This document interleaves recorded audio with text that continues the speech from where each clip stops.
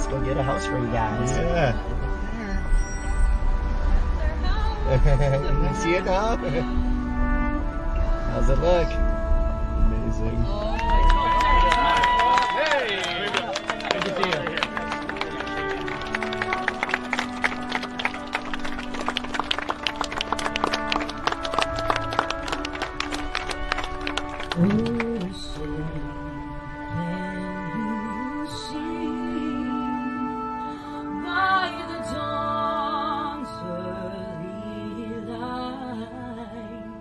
Good morning, everybody. Thank you all for being here.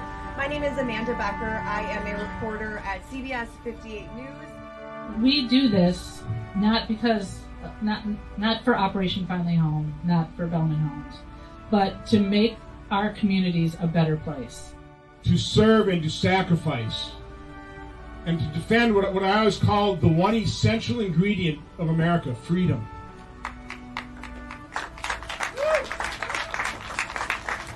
It is freedom. It is freedom that has allowed Americans for centuries to dream and aspire and build and create. Jesse, Katie, may I be the first to say on behalf of the building industry and Belman Homes and Operation Finally Home, welcome home.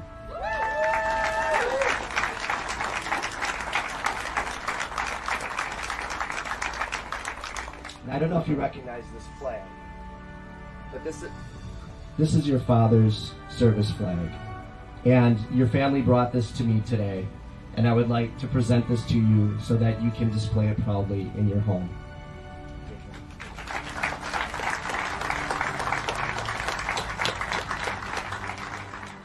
In another life, I may have never made it home from my deployment. I could have been killed in Iraq due to an IED explosion. In another life, my mental illness could have gotten the best of me to the point where I've never recovered. Yet, in this life, I've been touched by the grace of God. For it is through His divine guidance that I stand here today, humbled and overwhelmed. God bless you all. May the seeds of your kindness bear fruit for generations to come. Thank you.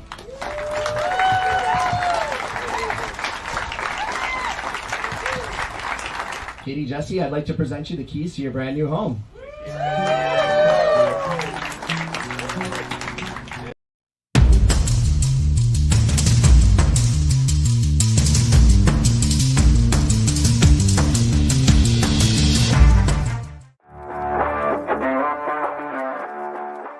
Welcome to HomeFront Sitrep. I hope you're in for a great show today, because I'm just a veteran talking about what's on my mind and maybe yours. You can find HomeFront Sitrep on Apple, Amazon, Spotify, or wherever you find your favorite podcasts. You can also check out HomeFront Sitrep's YouTube channel. Buckle up, the show is starting.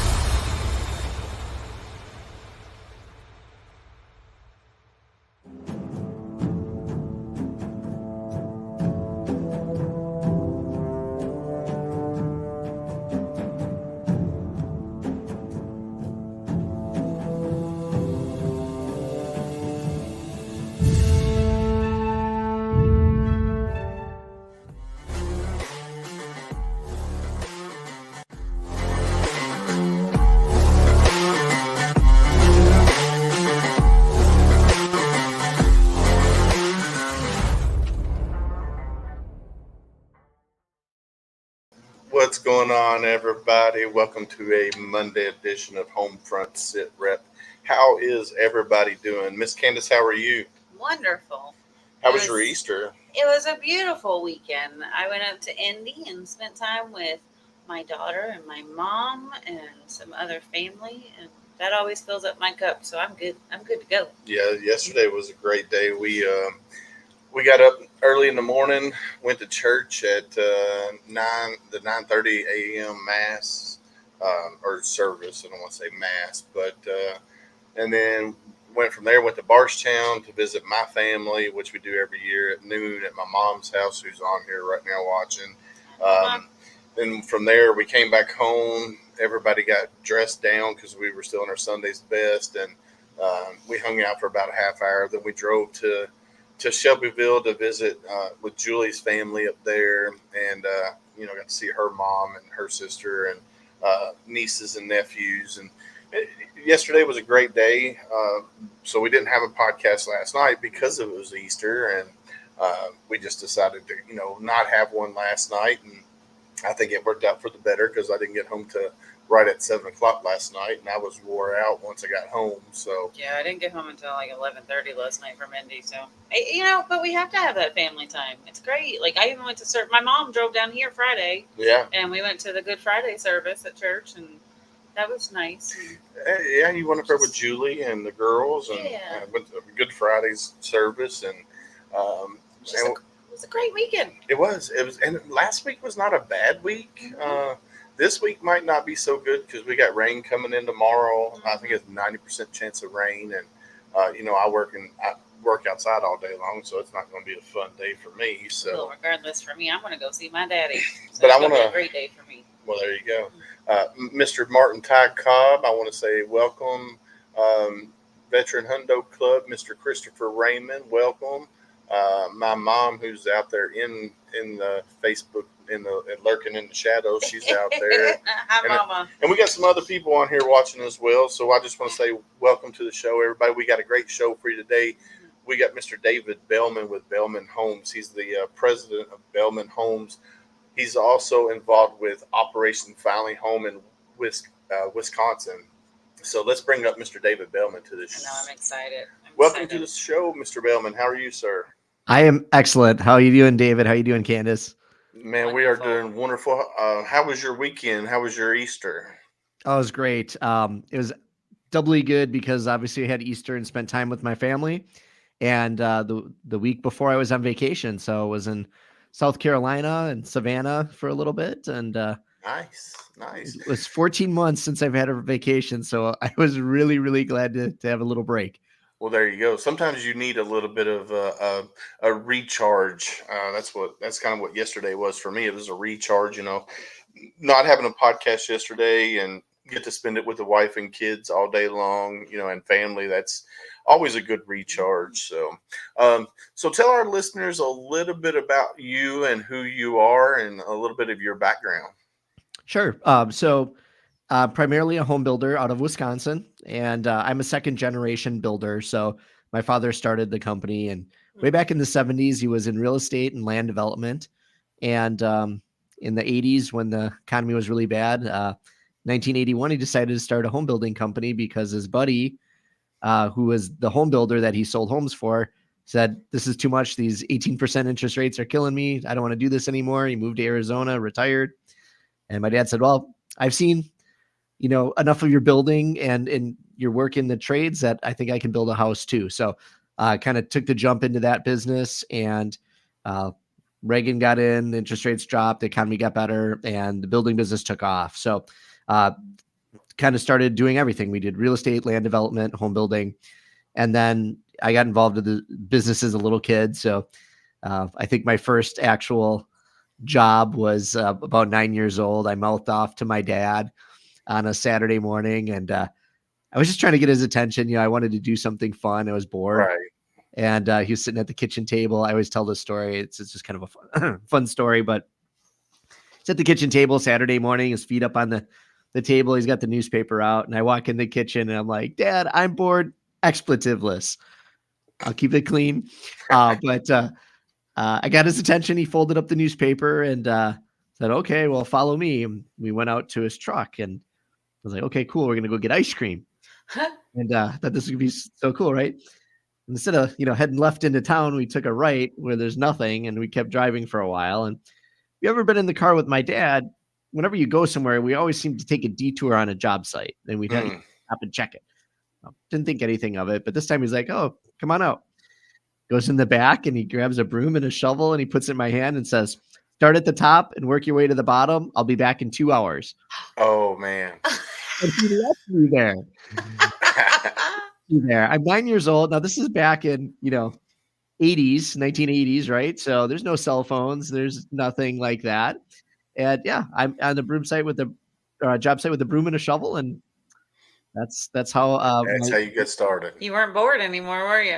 I learned 3 lessons that day. I tell everyone the 3 lessons I learned. I'm like, 1, I learned the value of hard work because he did pay me. So I did get a check. And when you're like 9 years old, you get a check. That's pretty cool. Yeah. No, I thought that was cool.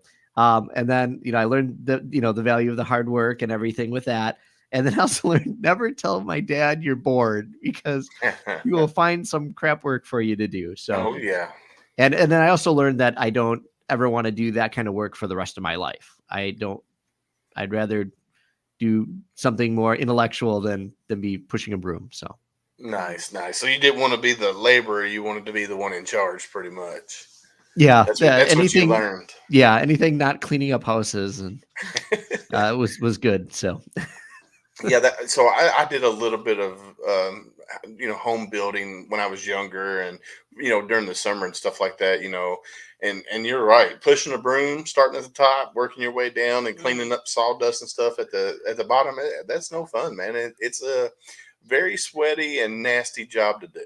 Yep. And, I did other stuff like that, picking up yards. And there's another time he left me at a job site and I stepped on a 2x4 with a nail on it. And again, I'm in the middle of nowhere. You're a kid. You don't have a car or anything and a phone and my foot's bleeding. It's like, well, I finished the job. So, I still did my job, but, it was just miserable. And like, you think about that kind of stuff today and with today's kids and that just wouldn't fly. But no, it definitely builds character.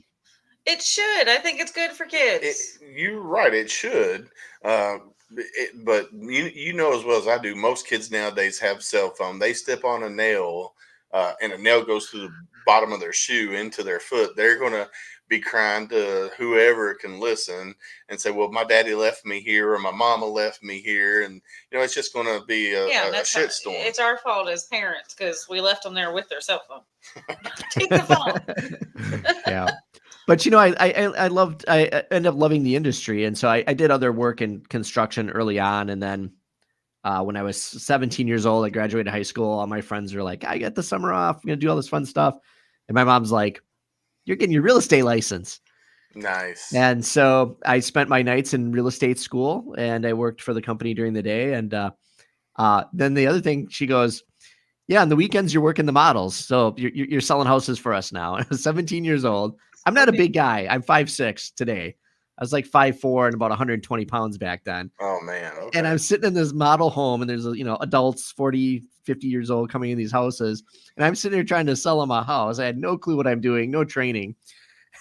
And I worked all summer. And of course I wasn't having a lot of success early on. And then I passed my real estate class and started selling houses. And I sold my first house right before school started and sold another one shortly after. And I was like, those checks were a lot better than the sweeping the floor check. Oh yeah. And I got hooked on that and I sold houses full time when I went to college. And nice. This is a good story for kids. If there's any kids out there, when I graduated college, I had 0 debt and I was able to build myself a new home right after I graduated. So it is possible to go to school and work full time the whole time. Like you can, it's a sacrifice, but you can. It is, but worth it. In Absolutely. the end, like you said, you had no debt. Like, hello, who wouldn't want that? Graduate in college and be like, I can just start life. Yeah. No, I wasn't able to go to parties. I wasn't able to go out drinking with the friends. I worked. That was it. I worked and I went to school. Yeah, so you don't have any embarrassing stories from college. It's not a bad thing. No, not really. No. No, there probably is one, but you're not going to find that one out. So I went to college later. So I went straight from high school into the Marine Corps, so I was going through summer school. Let's go back. So I was going through summer school. I needed a half a credit to graduate. And that was an elective. I think it was like my psychology class, which my senior year after football season, I kind of slacked off and I I was half a credit short of graduating. So I was going through summer school, and Gunny Groach called me up. This was in June. He goes, "Hey, we're going to send you into the Marine Corps early, and you're going to be on the high school SIT program." I was like, "Okay, what's that?" Because I never heard of it before. He goes, "Well, once you get to your main duty station, where after boot camp and School of Infantry, tell them that you're on the high school SIT program, and they'll send you to get your high school diploma." I was like, "All right, cool." So, I went to boot camp, went through School of Infantry, got at 2nd Battalion 8th Marines, and went up to my platoon sergeant. I was like, "Hey, I'm on a high school SIT program. I was a half credit short of graduating high school." He goes, "Oh, don't worry about it." And so my first 4 years, I didn't have a diploma, and technically you're supposed to have a diploma or a GED. And so, I did my time and got out, and I started talking to get my GED or go back to high school. And at that time it was like, so when I graduated, you needed 28 credits to graduate, or maybe 20, 24, 26, somewhere around there. I don't remember. That was in 97.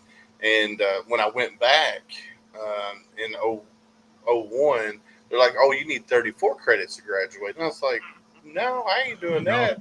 Because I would have been in like night school for two plus years to get all my credits. And Do they still have night school? I don't know.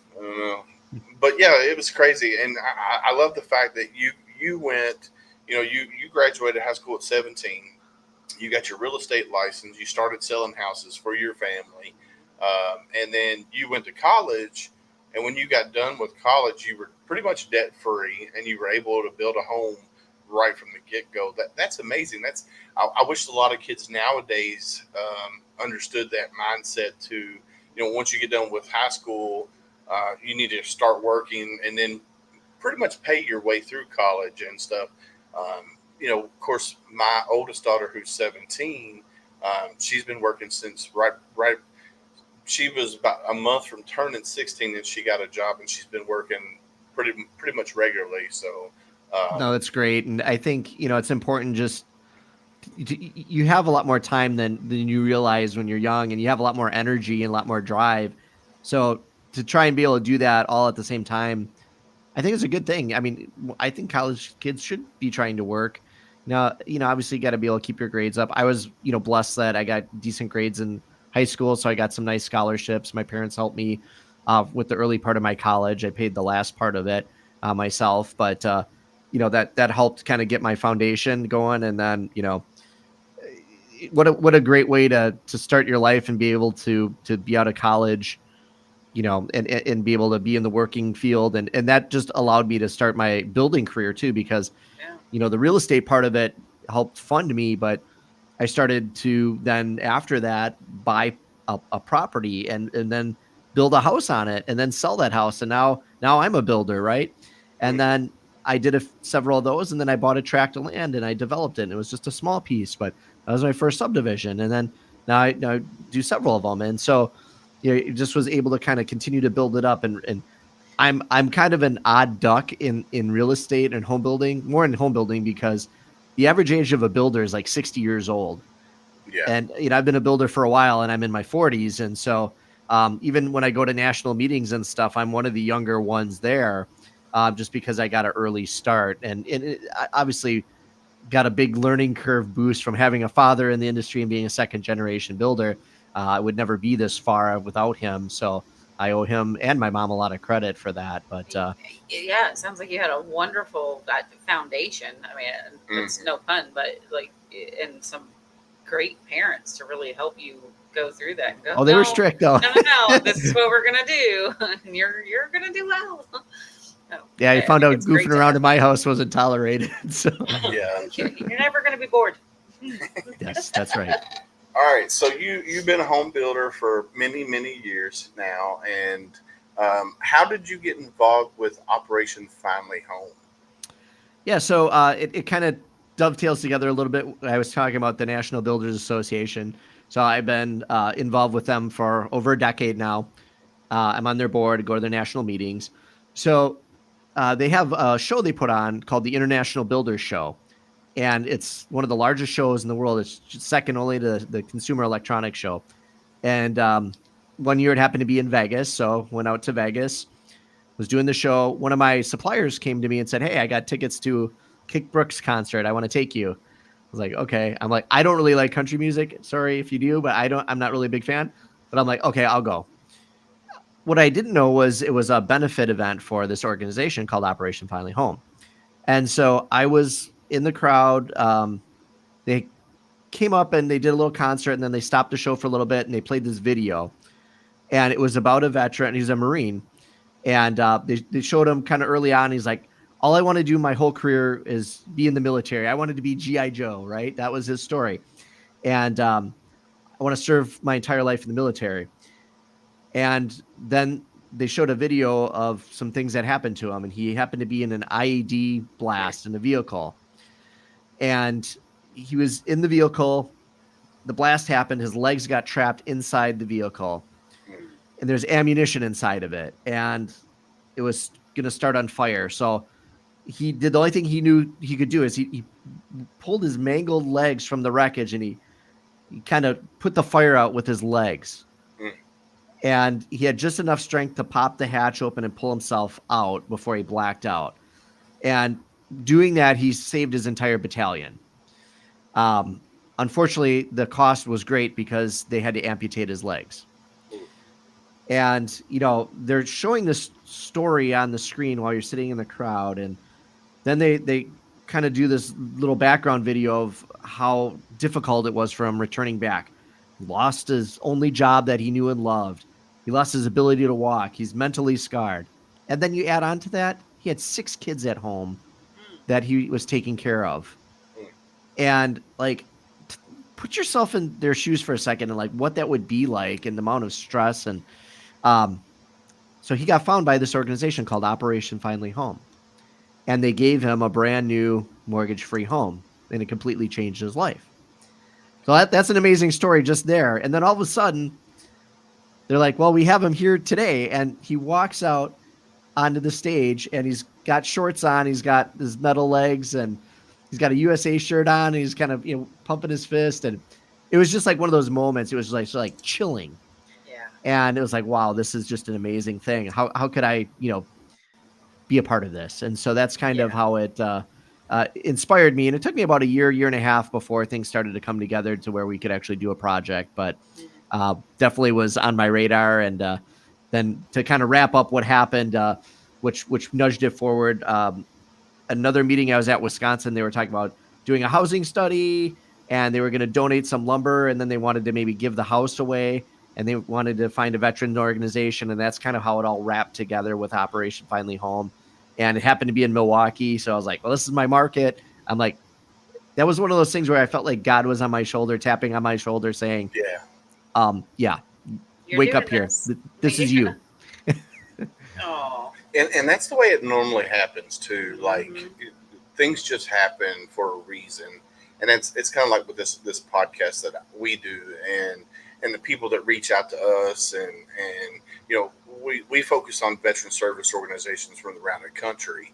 And, you know, we also bring in veterans to tell their stories, and we tell, you know, whether it be a veteran business owner or a veteran that's given back to the veteran community. And in this case, it's a civilian that was led to help veterans in, you know, the assistance of getting their forever home.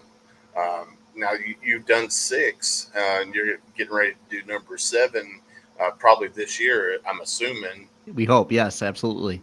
But you're saying, you know, before the show that y'all were having struggles finding veterans in need for homes up there. Yeah. What's happened is obviously when I decided I was going to do one of these, it was, let's do one. And it was just such a rewarding experience. And I had a lot of people, you know, step up. When I first committed to doing this, I had a 2.5-hour drive home from the meeting I was at. I sat in the car going, oh my gosh, what did I just do? I just agreed to give a house away for free. Am I crazy?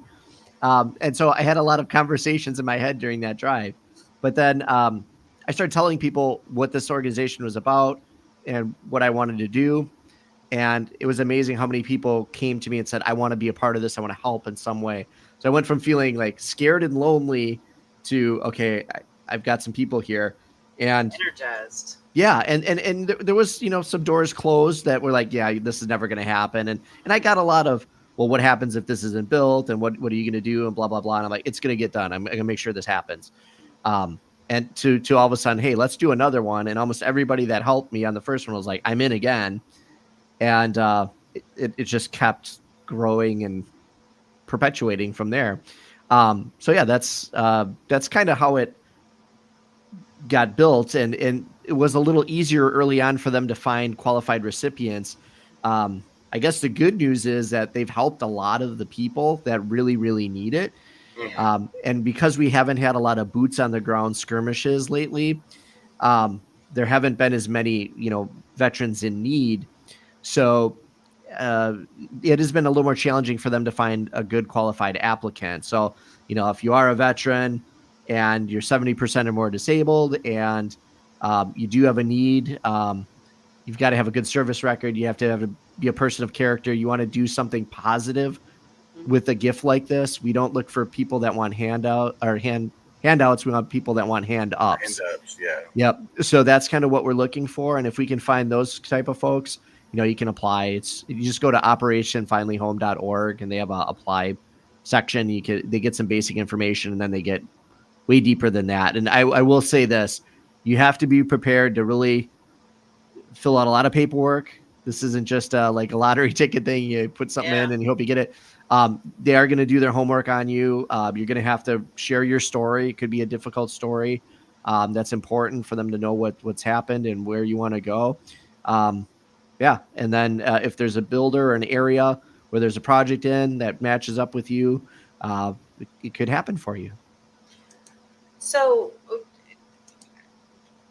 sorry, because it's a nationwide organization. Correct. And so yeah. when you say that you're getting ready to do house number 7, is that just in Wisconsin, the ones that you've been involved with? Do you have any idea what the number is nationwide that they've done?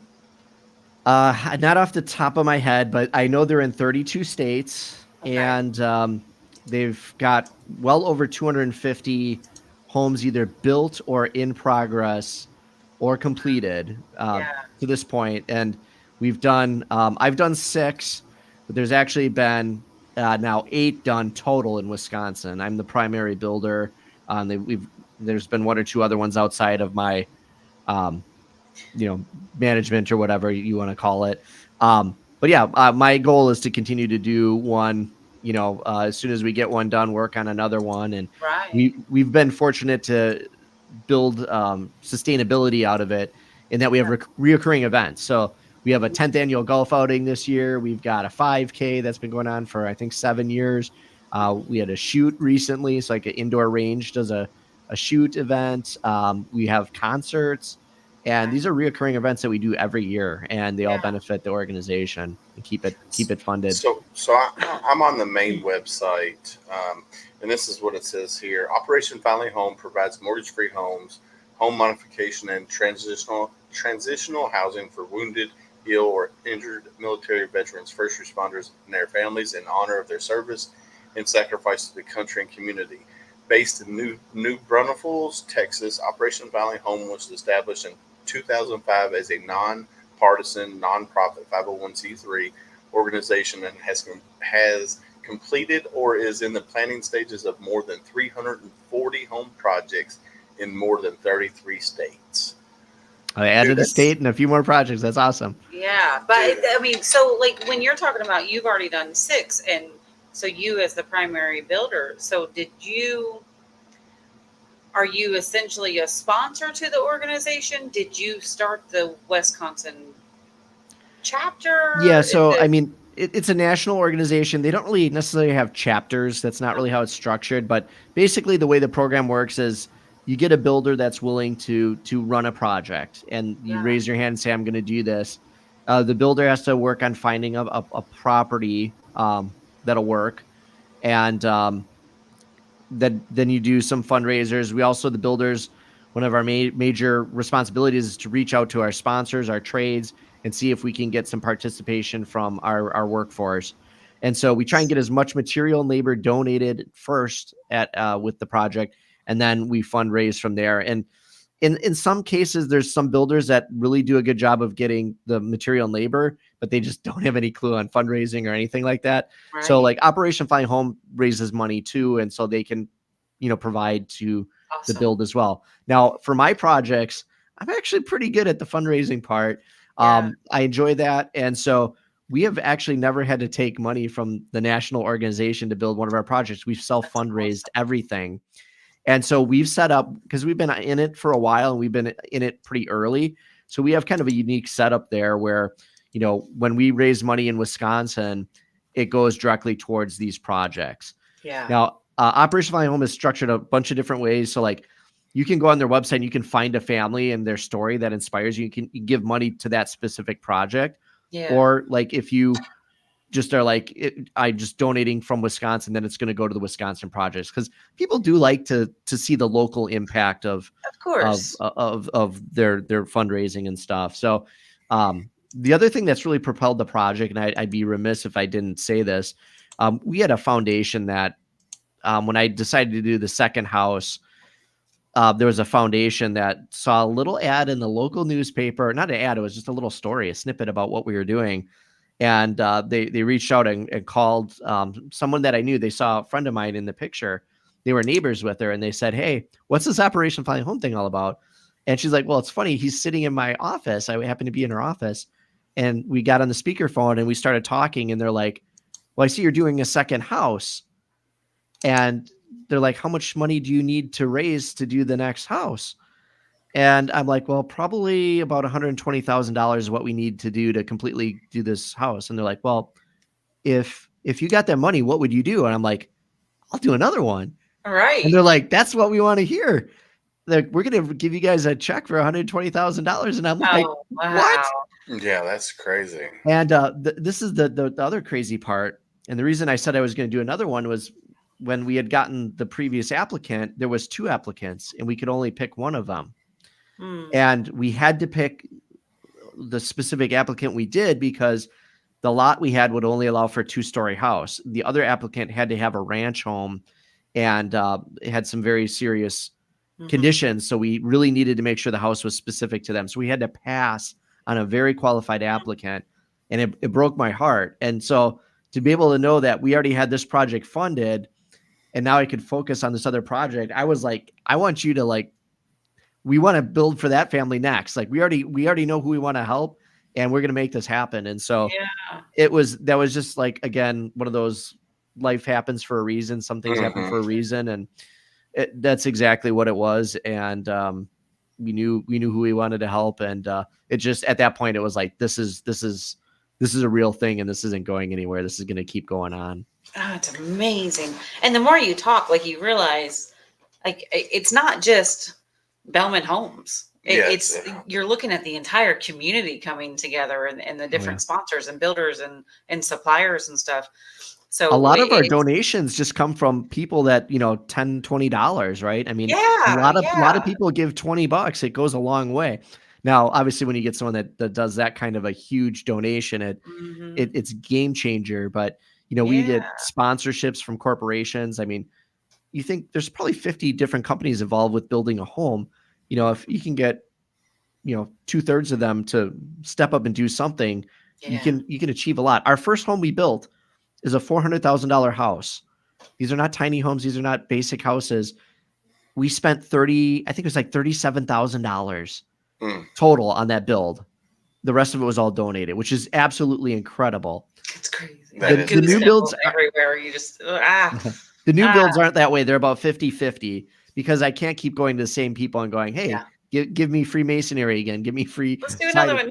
Yeah. So they still help, but a lot of times it's done at cost now, and then we raise the rest of the funds. So it's about half and half donated material labor, and then half fundraised. So that's when you need to reach out to different community partners. So I know we were talking beforehand, like we did Operation Victory, which is something very similar to Operation Finally Home. the labor unions and all of our community partners and stuff like that, there was, I think, over 120 different partners that would, some would help on this one, some would help on this one. And, they were doing 3 or 4 a year, homes that they would go in and find that there were dilapidated homes. They would not take it all the way down to the foundation, all the way back to the studs, and then rebuild this home and then give it to a homeless veteran in need.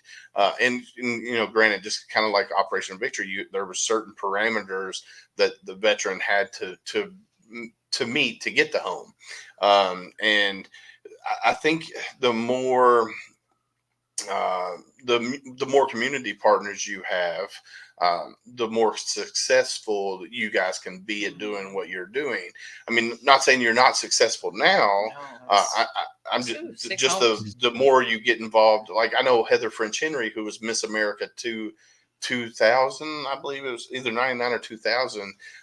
She got involved with Operation Victory, and because she's from Kentucky originally. Her dad was a Marine during Vietnam, and so his uniform has like 6 bullet holes in it. Wow. But he was never wounded. Hmm. Go figure that out. I guess Wow. because either he was running and it went through like the underneath of his sleeve Wow. or whatever. But the uniform, it's funny because she puts it on display during the state fair in her military wing, and you can actually see the bullet holes in the uniform. Yeah. And he was never wounded. And of course, with her being Miss America, she's got a lot of pull. Yes. When she got involved, money just started coming into Operation Victory, and yeah, and that's kind of like what happened with Operation Fly Home. So Dan Walrath was the founder of Operation Fly Home, and he was a builder in Texas, and he actually got awarded the CNN Hero of the Year award, and that brought a lot of positive attention to it. And then they got some celebrity, like Kick Brooks was one of them. I think Kid Rock actually has it on his website. And then Craig Morgan is their current brand ambassador, and he's a wonderful ambassador. I've been to, I think, 3 of his concerts now. He's had, one in Wisconsin for us, which was awesome. Great guy, just amazing human being. That helps getting that awareness. And, we have it on a smaller level. She was a Miss Wisconsin finalist, and she had veterans in her family, and she came to one of our things and wanted to support it. And she joined the task force early on. She became a really close friend of mine. She actually works for my company now, and continues to help us with Operation Fly Home. So yeah, it's just I just say my family gets larger and larger, in that we get the Operation Fly Home in Wisconsin family gets bigger. And then the other thing that's nice is the media has been really amazing too. So local news, it's been fantastic about sharing the stories. So Operation Fly Home is unique in that we don't just build and give the home away. We kind of make it a little bit more of a spectacle in a good way. So we surprise the family that they're getting the home. So they don't realize that they're going to be chosen. And so it's usually involves some elaborate or sometimes not so elaborate setup. And, sometimes they think they're coming to an interview with me, or they're checking out an area, and then all of a sudden, boom, here we are, with the flags and the pictures and the media. And so they don't know until the home's built and done. Like, you chose them, built the home, and they still don't know. Not quite. We typically surprise them before we start construction. Oh, okay. In fact, there's been a couple where we've surprised them, and we've literally went and had the backhoe on the job site, and they're there watching the hole being dug the same day. So every time it's different. So that way they can't figure us out. But we do surprise the family. And then after it's framed up, we invite the entire community out to the home. They have a really wonderful event called Notes of Love. Notes of Love is where we give people a Sharpie. This is the one time in your life when you can write on the walls and not get in trouble for it. But you can write a personal message to the family, something inspirational, heartfelt. And then the next day we bring the family through, and they walk through their new home, and they read all these wonderful messages and feel all the love in the house. So that's really cool. That just brings that sense of community out. And then we do the dedication. And I saw you playing the video. before we started here. That was super cool to refresh that. That was our dedication for the Freeward family.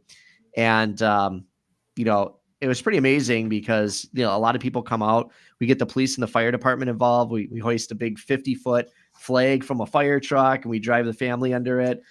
Police escort us up. We were very fortunate to have U.S. Senator Ron Johnson at the dedication in person. He talked. To get a U.S. Senator at anything like that is just incredible. Yeah. So he was so excited about it that he stayed. He was supposed to be there 40 minutes. He stayed like an hour and a half, and he talked to everybody and was shaking everybody's hand. And he was really impacted by that in a good way. And, that's the kind of stuff that just continues to push the organization further forward. And if everybody does a little bit, we can get a lot done. Right. So now you're a builder, and you've done the Operation Finally Home. Now I don't know what like the homeless population is in your area for veterans up there.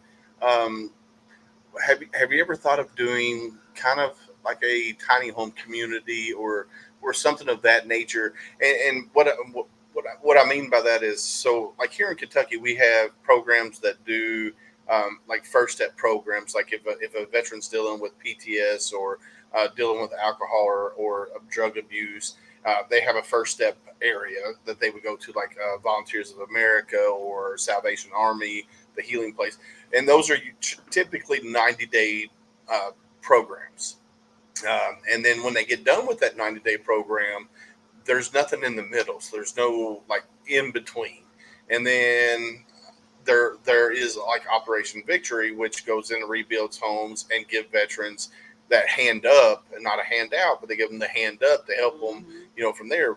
So the tiny home communities is because being homeless veteran population is one of my passions. It's something that I've been, I got involved with,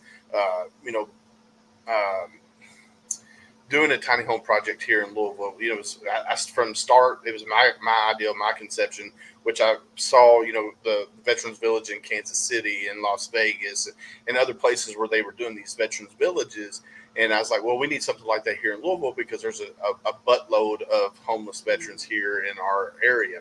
So with AT&T Veterans, we started, going around making our connections and stuff, and finally got 5 acres of land donated to us and started the whole process. I mean, it got to the point where we had everything done. Like Luckett and Farley came in and they did the site plan for us, and the civil engineering plans. They did all that for free. We had everything, and then COVID happened, and it kind of got that was challenging for us too, for sure. Yeah. So and then I resigned from the organization that I was with, and the founder decided 2 months later to cancel the project, which destroyed me because that was one of my passions, was to get this community up and running. Is that something that Belman Homes has? Is that something that you guys have thought about doing? I have not done much with tiny homes. Our market's a little weird in that our zoning is rather difficult, and so allowing tiny homes in our market's just really tough. But Operation Finally Home has been working on some tiny home projects. I think they are working on one right now down in Texas. I'll have to maybe get clarification on that.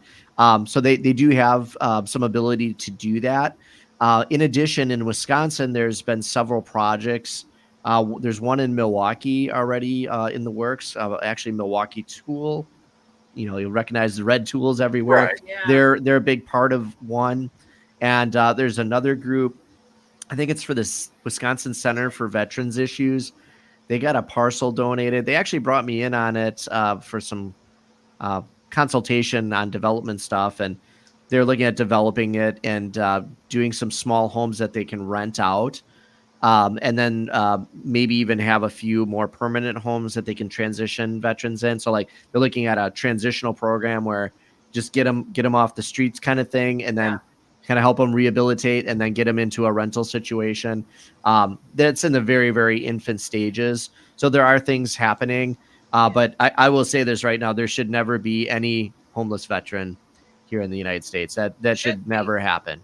I mean, they do too much and give too much for everybody and to us, and we should never let that happen. That's a shame that even occurs. No, I agree with you 100% on that, because it should never happen. Me being a veteran, here we are. We served our country. We signed our name on the dotted line to protect our country, and our oath never ends. Like to the day I die, I will. That's an oath that I will always uphold. Now, granted, I do know that there are some veterans out there that choose to be homeless. They don't want to be part of the system, and those are the ones. Usually, they do odd jobs for cash, and they do pretty. They do okay for themselves, and they don't want the help, and they will refuse the help. But there are veterans. That's one of the challenges that we have with Operation Fly Home is we have a lot of people that think I'm not worthy of that. Right. And, if you've, medically disabled and you can't work anymore or those kind of things, you certainly do deserve it. And you've laid your life on the line for your country and for your fellow citizen. And I think that's one of the biggest challenges we have is there's a lot of them that say there's probably somebody worse off than me, and I'd rather let someone else have it. And that's such an amazing trait that our veterans have. But at the same time, when there's people out there trying to help them, it can be challenging for us. Be like, stop it. We want you. Come here. We'll help you. Yeah. Yeah. It's okay. It's okay to ask for help once in a while. But I love what you guys are doing in Wisconsin. Thank you. Just like you said, you haven't had to take anything from the organization. Even though it's a 50-50 job, you're still, you have these donations coming in and you're able to fundraise the rest of that. It's amazing. Yeah. And I mean, our pace is, our pace has slowed down a little bit because you kind of hit it on the head with COVID. That dramatically affected everything. Right. One, we couldn't do in-person fundraisers for a while. Well, there goes your, a lot of income to your charitable organization. Then you had the situation where pricing got out of hand. Home building became a necessity. It was, an important business because if you can't go places, you have to go somewhere. You got to be home. So it put more pressure on home building. That pushed the inflation and the pricing up on housing. So now, A, we weren't able to raise as much money as we were before. B, the cost of everything went haywire.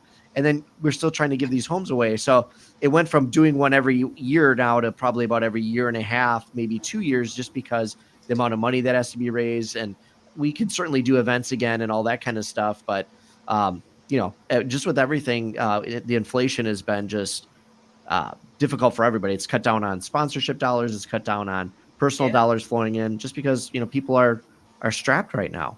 But it hasn't stopped you, and you're still getting ready to do build number 7. So yeah, and I think that's what people see is they're still going ahead. So the conversations from today versus 7 years ago or 8 years ago, whatever it was, are so different, right? The conversations were, what's going to happen if this house doesn't get built? To now, okay, what's the next one, and what are you going to do next? And they know that they've seen the pictures of the families, they've seen the homes that they've moved into. They know this is a legit thing, that this is all going into the building. And what's really neat is when people donate specifically to Wisconsin, it's they can go to operationfinallyhome.org. And then if you put the / in Wisconsin in there, there's a donate page that can go right to Wisconsin. That money goes directly into our project. So it's that money, 100% of that goes right into our build. So that's what's really neat about it is because we don't use those other things. We have so many volunteers that we're able to make that happen. Now, every charity has expenses and expense ratios, but when we donate specifically to that Wisconsin, it goes right into our build directly, which is pretty cool. So I want to take a small break here. We got a lot of people that are coming on. So we're talking with David Belman with Belman Homes in Wisconsin. He's a second generation home builder. He's also involved with Operation Finally Home, which is a national 501c3, where they build new homes for veterans in need. You have to be 70% rated from the VA to be able to get this home. So if you live in the Wisconsin area and you're rated 70% or above, and you're in need and you need a home or whatever or not, Go to Operation Hold on, it's nationwide, not Yeah. just Wisconsin. Now, Yeah, we but got David Belman out of Wisconsin, but anybody in need. But you can go to operationfinallyhome.org, and you go to their homepage, and then you can donate or you can apply. And then you pretty much, you can go in applicants as well. Everybody can donate. And everybody can donate. Everybody. $5, $10, it don't matter. If you want to go to Wisconsin, send it to Wisconsin. If you want to go to Texas or Kentucky, wherever, and they're in 33 states as of right now. If you're a builder and you're watching this, or if you're in real estate, get involved with Operation Finally Home, because what they're doing for veterans across the country is amazing. So simply amazing. It's phenomenal. So definitely check out, go find Mr. David Belman on LinkedIn or Facebook. And if you want to help him, reach out to him. I'm sure he'll gladly take the help, the assistance, any way, shape or form. Yeah, we can always find a way. Sometimes, if you're out of state, maybe we can connect you with somebody else in the organization that has a project nearby. Obviously, if you're closer to Wisconsin, whether it's helping out, helping us fundraise is a big thing. We usually do pretty well with the amount of volunteers we have, but we can always use connections. Like, hey, I know this guy at this company. Let's connect and get me involved. Or I've went into places. I call it the traveling road show. I've got PowerPoint and all this stuff, and I'll come in and talk to an organization about what we're doing. And there's usually nothing specific, no specific agenda. Just here's what we do. And usually it's quiet for about 3 to 4 weeks, and then between a month and 2 months afterwards, all of a sudden I'll get a phone call or an email, and they're like, hey, we want to do X, Y, and Z, and find a way to make it work. And so it's pretty cool to see how many people jump on that train and help us out. And the more people that get involved, the more we can do. Yeah, and it always does that too. Like when you're doing something like what you do, or the Operation Victory that we do here in Kentucky, you'll have that lull. Like you'll be full steam ahead, and all of a sudden everything just slows down to a creep, and then all of a sudden a couple weeks later, boom, you're back at it full steam. And my daughter, who is on here right now, Lorelai, I call her Lo, she's my demo buddy. So when we go, she's 15, and she's been to 3 demo days with me when we do Operation Victory, and she has a blast when she's there.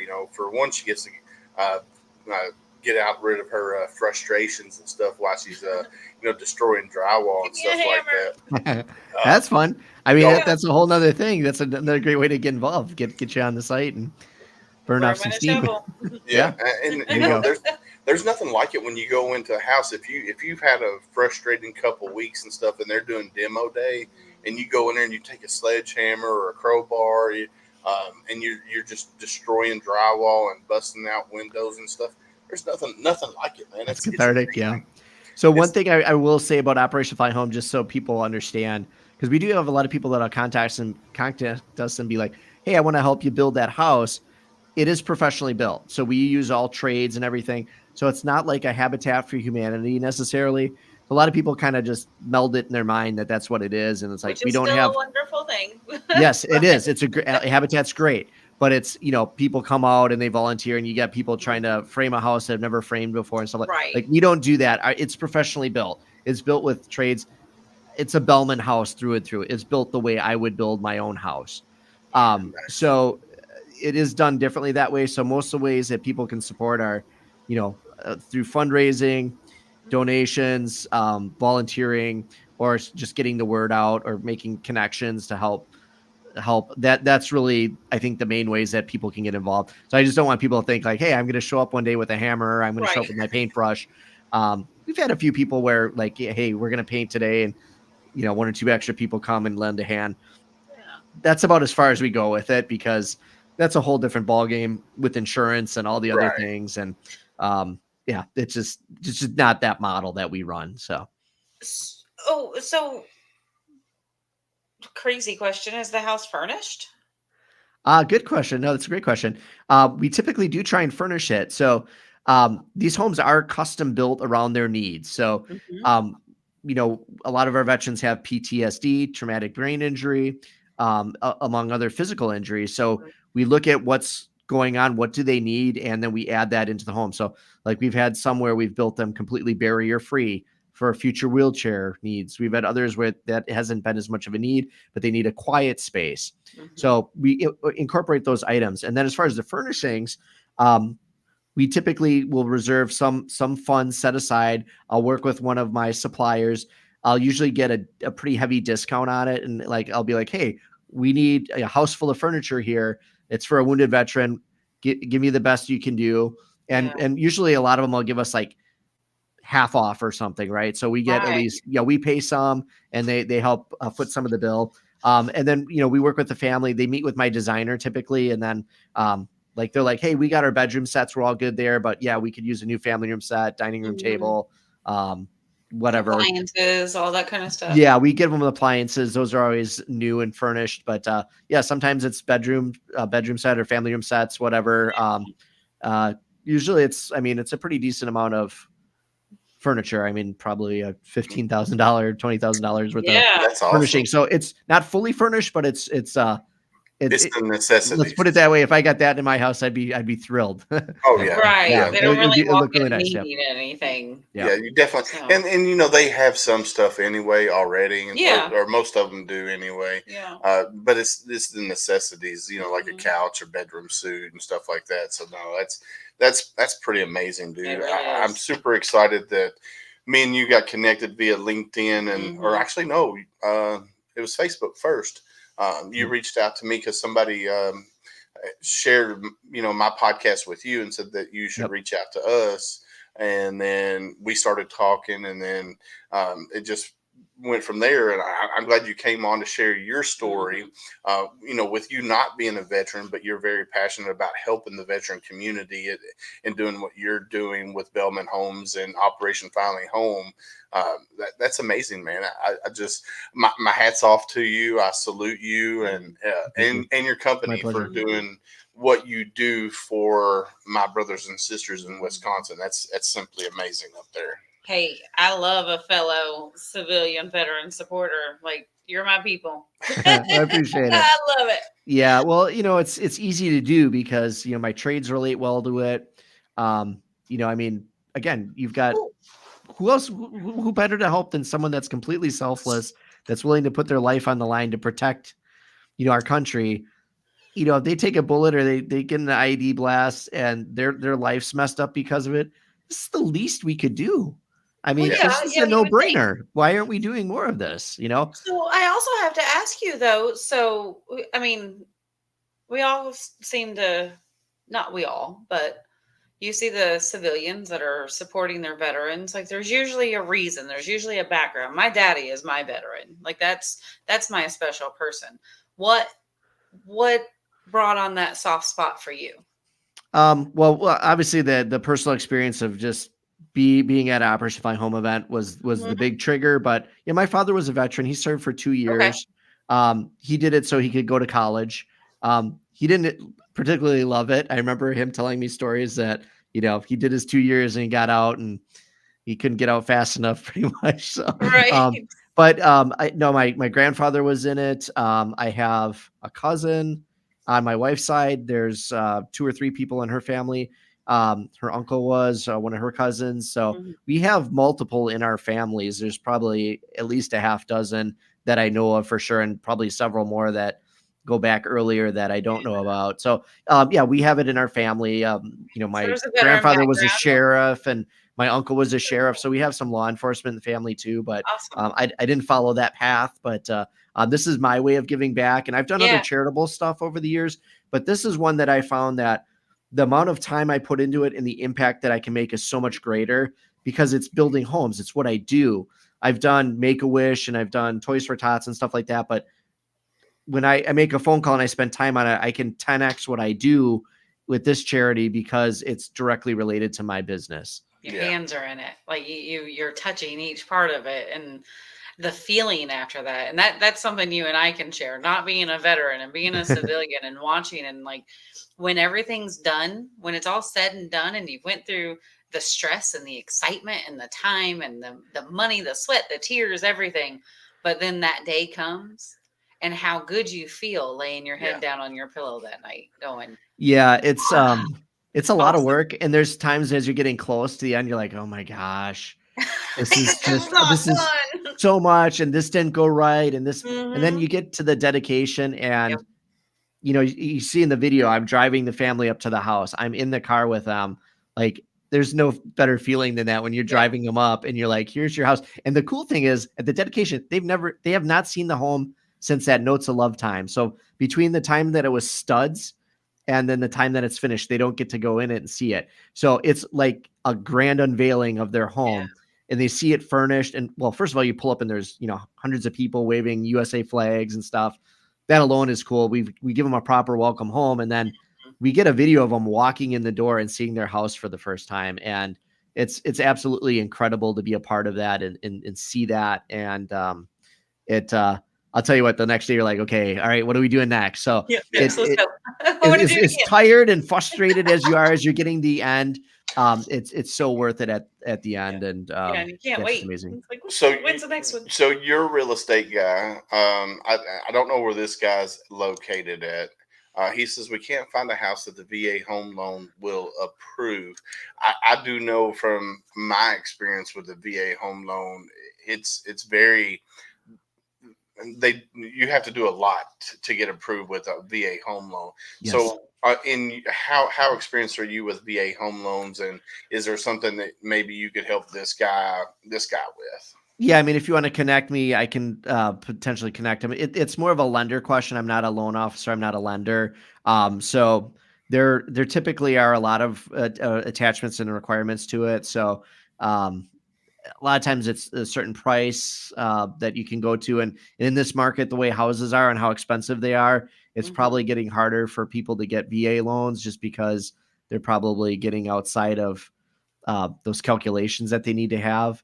Well, just the cost of wood right now. Have you walked into Home Depot or anything lately and looked at the cost of like a 2x4? Oh yeah.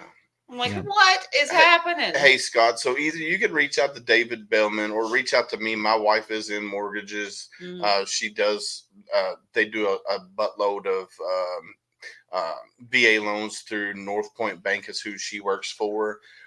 Or you can reach out to Veteran Mortgage Solutions out in Texas, just depending on where you're at. Yeah, where are you at, Scott? Where are you located at, Scott? Maybe we can point you in the right direction, depending on where you're located at. But I know there's several mortgage companies out there that specializes in VA home loans. So you can definitely reach out, depending on where you're at. You can reach out to them. So, but we'll help you any way we can. Veteran Hundo Club up here as well. It's a new organization. Chris Raymond is who runs that. They have a buttload of connections as well. So might be able to reach out to Veterans Hundo Club up there. We just got to know where you are. Yeah, we just got to know where you are, Mr. Scott Stone. So, Mr. David Belman, I want to say thank you for coming on here. I know you kind of had a hard stop at a little over an hour. We're at an hour and 10 minutes now. But I want to say thank you. My hat's off to you. Yes. I can't wait to see what you're doing with the next home. House number 7. House number 7. Yep. We're connected. I'll have to get your phone number offline. That way we can stay connected via text and stuff later on. And I definitely follow me on LinkedIn. You know, you can send me a Facebook request too if you want to see kind of what's going on, or follow my building company. So if you just do Facebook and then Belman Homes, it's just one L in Belman, so Belman Homes. Or you can do. You can also look up Operation Finally Home in Wisconsin. Yep. Sorry. It's a long one. Operation Finally Home in Wisconsin on Facebook. We post everything there, like what we do, what we're doing, what events we have. You'll see little recaps on our families. You can YouTube some of our dedications if you want to see some of the families we've helped and things like that. But yeah, it's been amazing. And we want to just keep it going. And we want to make that Operation Finally Home in Wisconsin family even bigger and bigger. So appreciate any support. Now you're in the Milwaukee area, right? Yep. Yeah. So southeastern Wisconsin. So we do anything about 45 minutes or so from our home base, and it's called Waukesha, just west of Milwaukee. So we pretty much. Some cheese curds. Yep. Sorry. Yeah. Home of the cheese curds, the Green Bay Packers, and Miller beer, and all that good stuff. But cheese curds. That's a good one. Johnsonville brats, all that good stuff. So there you go. And Wisconsin's one of the largest producers of cranberries and soybeans in the United States. Really? I think you probably knew that, but there's your random knowledge drop. But I didn't know that. I didn't know Not that. at all. No, that's awesome. That's so awesome. we do a lot of stuff. We have a big industrial part of the industry there. We make a lot of cool products. We have GE, Johnson Controls, all sorts of big companies in our state. But it's a great place to live, very safe, wonderful community, very supportive of our veterans. And he's like, come on in, I'll build you a home. Yeah, come to Wisconsin. We'd love to have you here. So AT&T, you should have some AT&T people there in Wisconsin. Yep. They have a Veterans Employee Resource Group, ERG. Okay, excellent. Yes. Reach out to them if you need a contact email. Yeah, please do. I'll get that for you because I run it for the state of Kentucky, so I can get you that email for the president up in Wisconsin up there. And AT&T always sponsors veteran service organizations and stuff like that. So that's exactly the kind of help I'm looking for. If you've got connections at bigger companies, especially if they're veteran friendly or have a veteran resource group like that, that's probably the most valuable thing that could be provided to me, because at least, opening the door and having the conversation, you never know where that's going to go. And we've been fortunate to have a couple of big companies do some partnerships and sponsorships to help with the project. And I'm just a small builder out of a small county in western Milwaukee. And if I can get connected with some bigger players in the business world, that's a huge help to grow the cause. Yeah, definitely. So is there anything with Belman Homes or Operation Finally Home in Wisconsin that maybe you want to throw out there that we might have missed? Or no, I mean, I think if you can follow us, you'll see all the different things we have going on. Other than that, if you're in the area and you want to check out an event, we'd love to have you. The more people, the merrier. We have, like I said, have our 10th annual golf outing in September. It's a great time of year to come up to Wisconsin. The trees are just starting to change colors. It's usually about 60, 65 degrees during the middle of the day, so it's pretty comfortable for golf. Beautiful course. We do fill it up. That's on the website too. You can go and register for that if you like to golf, but that would be a good trip to come up and see, and then maybe go up on the weekend and catch a Packer game, or go up to Kohler, Wisconsin, and tour that. There's a lot of stuff you can do.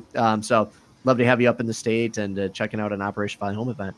So, well, the one big thing that hits me with you is, like you said, you haven't taken any money from the organization on the homes that you've built. So if somebody out there is wanting to donate something to Operation Finally Home in Wisconsin, is that something you can do from the website? Can you go and specifically pick a state?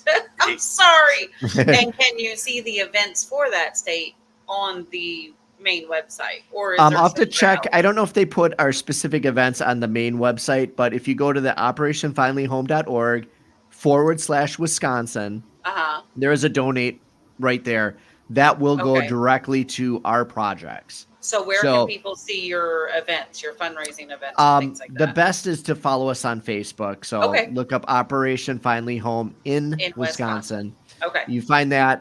You can follow that page, and we'll have the events on there. We do post. Otherwise, on LinkedIn, follow me. It's just David Belman. Look me up on LinkedIn. Send me a connection request. I post a lot on there.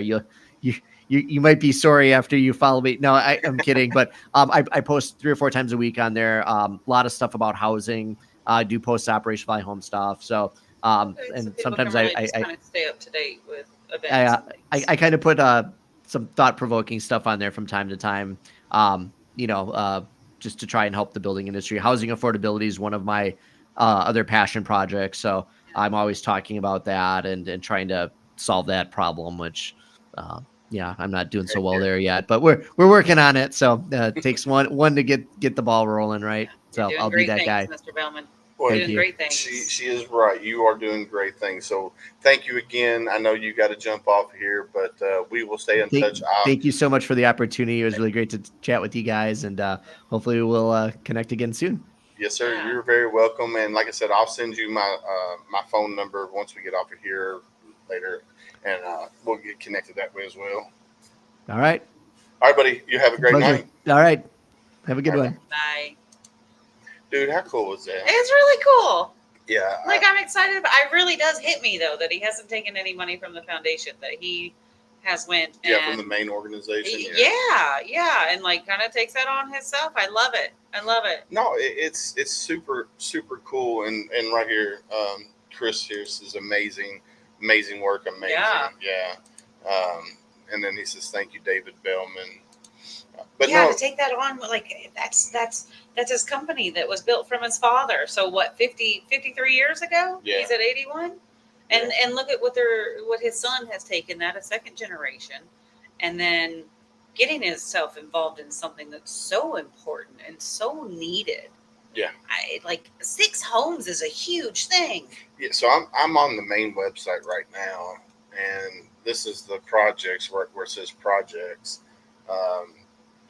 You can do the project map here. So these are all where they're doing homes at. So it's all over. So it's all over. Looks like there's some in Tennessee, a buttload in Texas, a couple in California, Nevada, Idaho, Montana, Wyoming. I'm so glad you know your state's geography is not my thing. I got Texas, Florida, Kentucky, Indiana. I got the basic ones. So, but I did notice somebody in the comments earlier said something about land in Colorado. Well, that was that was Army The memes, yeah. So the white dots are completed. Yellow dots are the ones that are in progress. So it looks like there's one in Texas. It's so cool. The Walker family in Texas. So cool. It is cool. I mean, and then you come through here, and these are future home of the Almeida family, and it's super cool just to see what they're doing. Yeah, and you can see all the families too. I love that they're very transparent with that. Mm-hmm. You can come on here, you click donate. Do it, everybody. Go to the website, click donate. Throw Donate something on now. there. Then you can see about the ARP organization. So statistics show over 50,000 troops have been wounded, and over 435,000 servicemen and women are suffering from PTSD and TBI sustained from service in Operation Iraqi Freedom, Operation Enduring Freedom, and Operation New Dawn. So yeah, you can come on here. You click on applicants. You can do pretty much first responders, veterans. This is kind of what the steps that you got to go through. 6 steps here. And this is gain commitment from builder to lead project. So there's all kinds of things. Well, and as you heard, if you are in Wisconsin, like they're having trouble trying to find applicants. Mm-hmm. So no, but yeah, David Belman, they're doing amazing things there in Wisconsin. I'm super excited, to get to meet him and talk to him, via we've been chit chatting back and forth on Messenger and then on LinkedIn as well. So definitely check them out, man. They are doing amazing things. Is Army Meme still in here? Because we got a little bit of time. I was going to bring him up on. I don't know if he's still on here. Let's tag him. Let's see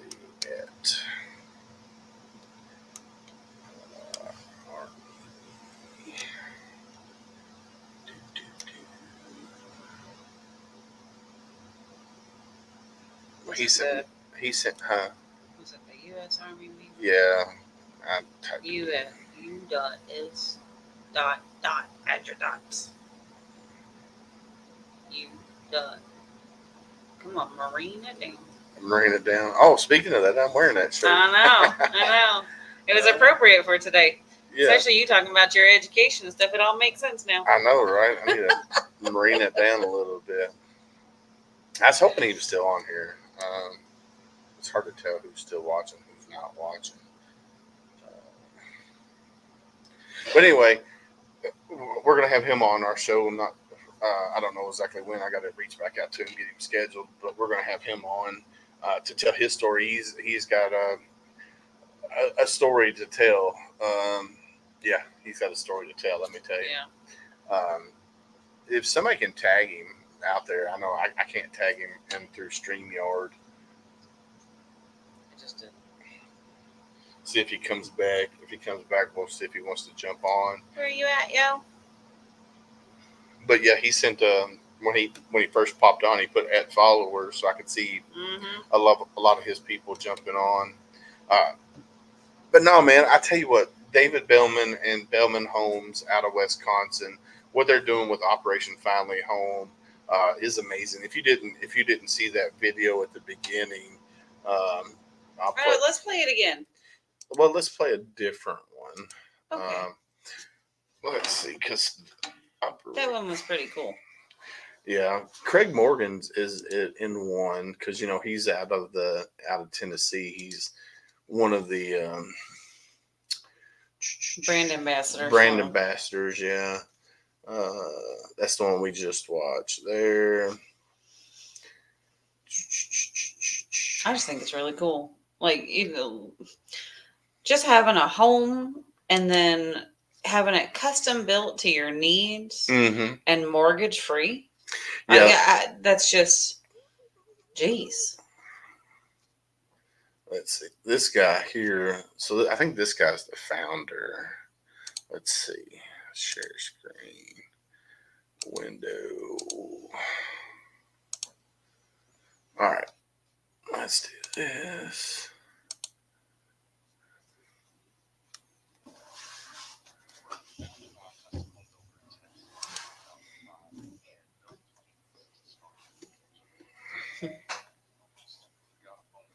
Is it froze? All right, hold up here. I don't know why it froze. Oh, I was like, where? I'm listening. I hear it. Yeah, it froze here. All right, let's see. Stop. What the hell happened there? Why did it freeze on me? Damn internet. All right, so let's see. Let's start it back over. There we go.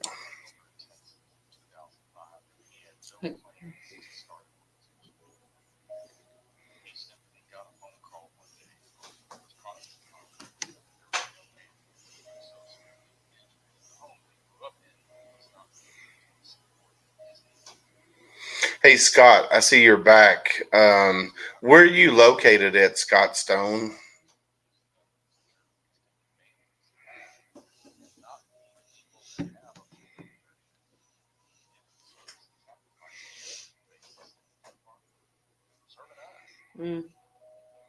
Welcome, Mr. Brett Jackson, John Patterson, John Kenna.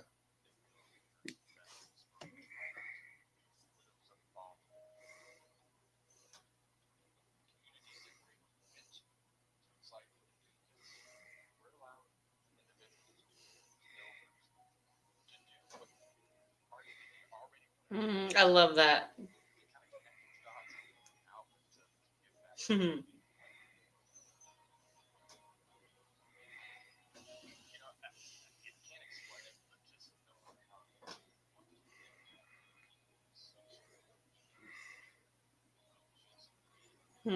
And they leave those in the wall. I know, I love it. That's awesome.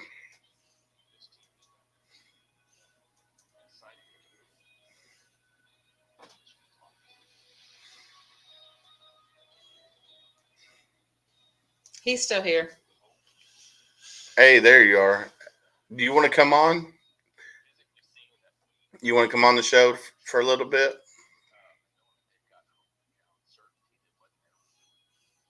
He just came back on.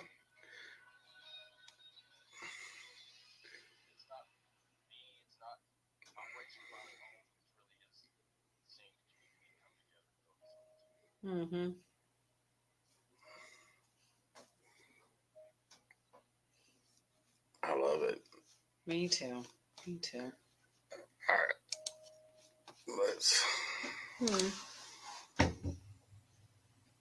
Hey, Army, do you want to jump on? You want to come on? I can send you the link if you want to.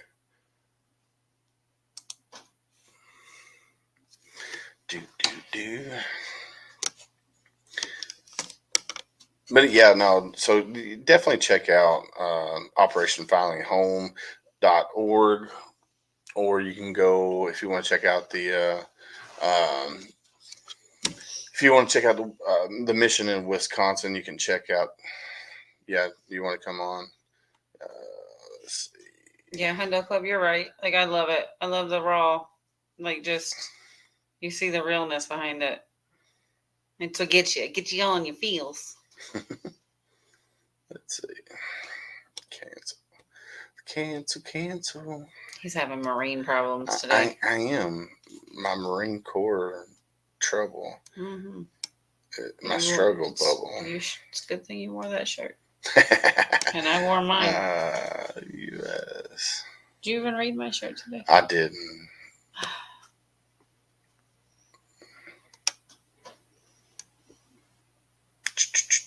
You know what? I don't know why. Here, let's do this. Remove that. Stop screen. Invite. Copy.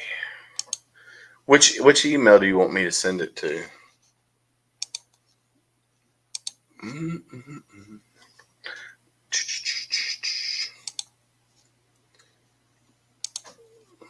Let's see.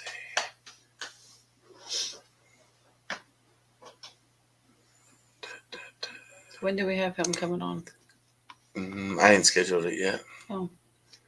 All right, Devin Kirkland. Well, he's giving you all the way away. He just gets sent you an email or thing to send it to. All right, let's do this. Just see, look. Go Army. Okay, I'll send it there.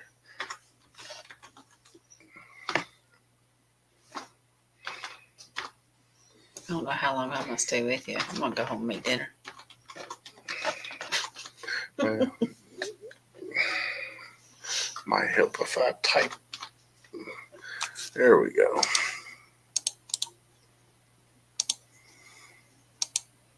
All right, email sent to you, big doe.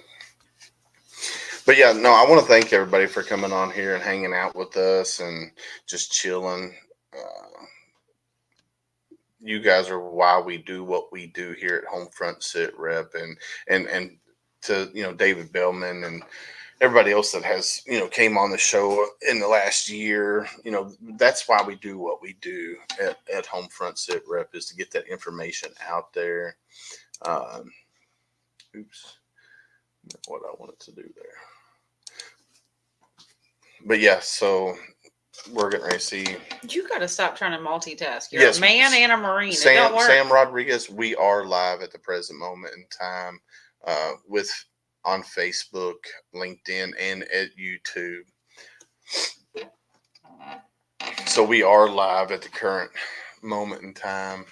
And then my buddy Christopher Raymond, I can't wait to have him and his partner on, his business partner. You're going to love that episode, Candace.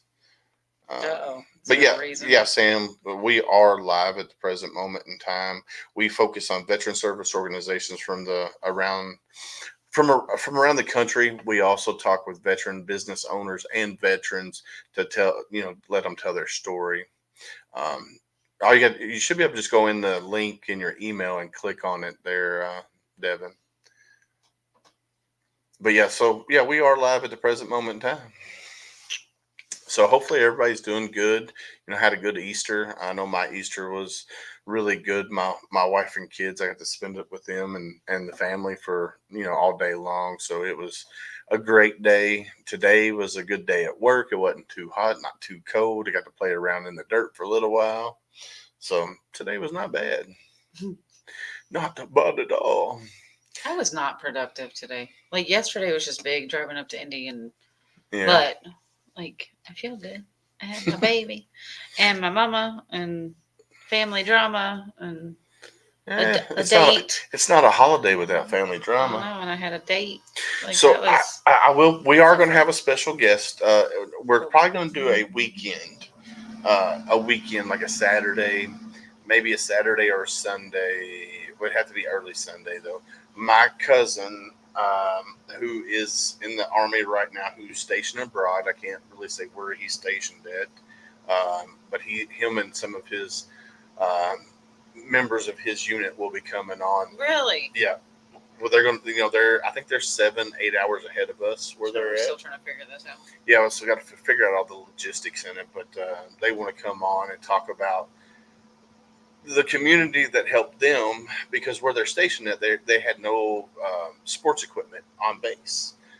So they reached. Oh yeah, I remember you saying something about So that. they reached out, and we were able to get them, some softball gloves, some softballs, and all kinds of sports equipment. So they're having a good time with it. Yeah, they had a really good time. Nope, you're AI. What is AI? Oh. I'm not AI. I promise you, I'm not AI. I promise you, I'm not AI. I don't even know what AI is, bro. Uh-oh. Let's see.